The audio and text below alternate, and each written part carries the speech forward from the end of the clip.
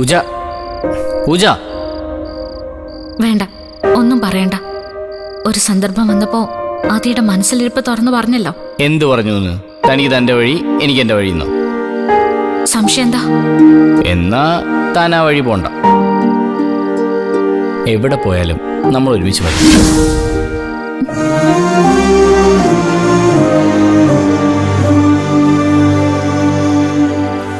അത് തന്നെയാ എന്റെ ആഗ്രഹം.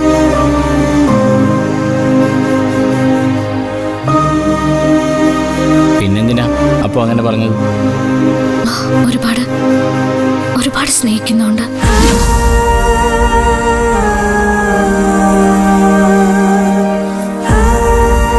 നഷ്ടപ്പെട്ടു പോവൂന്ന് പേടിയുള്ളതുകൊണ്ട്.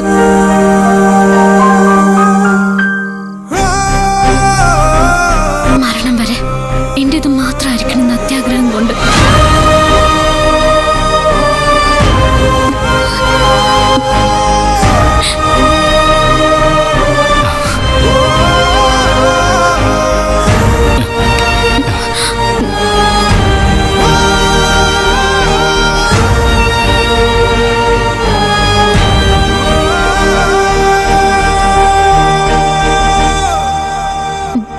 എന്താടോ ഇങ്ങനെ നോക്കുന്ന?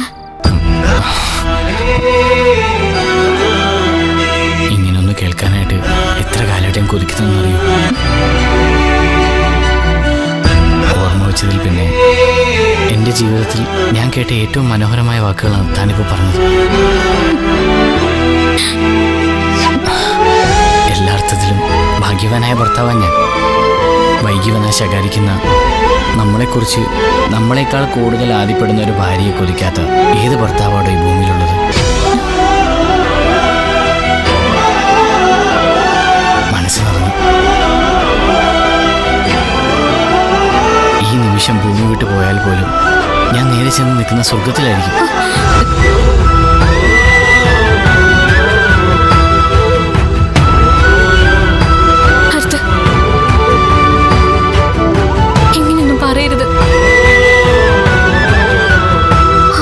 പിന്നെ പൂജയുണ്ടോ?